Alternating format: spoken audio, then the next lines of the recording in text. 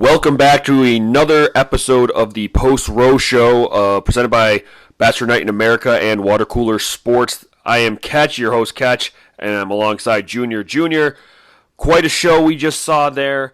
Can you just give me some initial thoughts? What did you see? What did you think? And where do we go from here?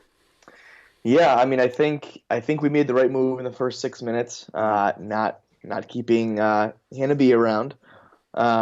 So I'm glad we moved on from that. But a lot of drama unfolding, a lot of rivalries starting to emerge, namely the Kelsey Hannah Ann drama that we saw unfold. I think that was probably the highlight of the episode, as they're calling Champagne Gate. I love the entire thing. As soon as she put that down and left it for what seemed like 3 hours, I knew someone else was going to open that bottle of champagne. Absolutely. It was like Chekhov's champagne. Like if they introduce a bottle of champagne, someone else is going to pop it. Right. That's what's going to happen.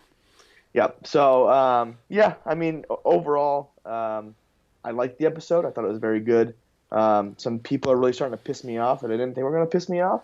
Interesting. But here we are. Yeah. I tell you what. Victoria F, I thought, had a pretty strong showing in her group date. Confusing showing, but she came out with the rose, and that's what you got to – I mean, she did what she had to do to get the rose.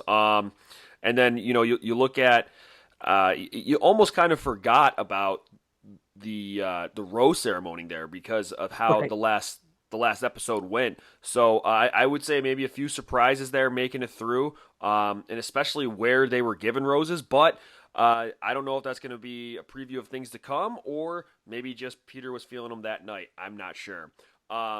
You alluded to it earlier, but let's get right to the Pontiac game-changing moment, which, again, this was another easy one. It was the champagne scandal. Junior, you touched on it a little bit. Just give me a little more on what you saw. What did you think? Was it an innocent mistake on Hannah's part, or do you think there was some ulterior motives?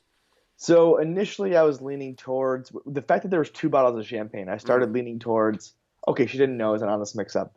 But as the episode progressed and we get to know Hannah Ann a little bit more, on the runway, at the dinner from the group date, no doubt in my mind that was intentional. She knew exactly what she was doing. Yeah. No doubt in my mind. She knew it wasn't hers. Again, I mean, Kelsey was kind of insane as well, but she makes a good point. Like, who just stumbles upon a bottle of champagne and is like, oh, this is mine. I'm going to pop this. So I definitely think she knew what she was doing. Kudos to the producers for setting that up because that is diabolical.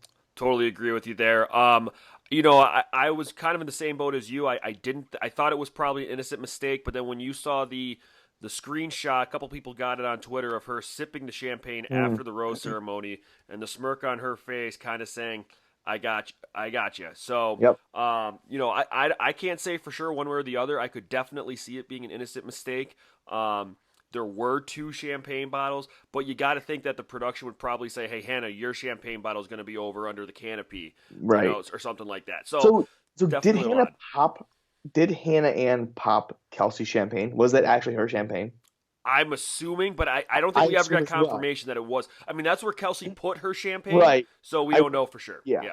We don't know if they got switched or whatnot, but I would also assume that is the case. We're also putting aside a fact, and we will talk about this more on the podcast that will be released Friday morning, that Kelsey brought a bottle of champagne that she had been saving for a year. There's so much to unpack there. Wild move there. All right, let's wrap this up. Junior, give me one word to describe this episode. What do you got? I'm going to go with combative. Okay. Very combative episode. Yeah, that's a pretty good one. I was going to go with conflictious, which I think I made up. I think you did too, but there's a lot of conflict in this between people and other people, and also some internal conflict with Victoria F. So that's why not only between people and other people, but also between people and themselves. That's why I chose conflictious. Quick update on our Survivor pool, which we will be updating you on the post-row show. We did lose 3 people this week. We had one person take Peyton, one person take Lauren, and one person take Courtney. So wow, tough break there. That's all we got for tonight. But you know what? Tune in, listen to the podcast, Bachelor Night in America. You can find it on iTunes or Spotify, or I think anywhere you can get iTunes, really. Yeah. We will be releasing the episode Thursday night, Friday morning, and that's all I got. Junior, any final words? No, I'm good. All right, thanks for listening, and we will see you in just a few days. Bye.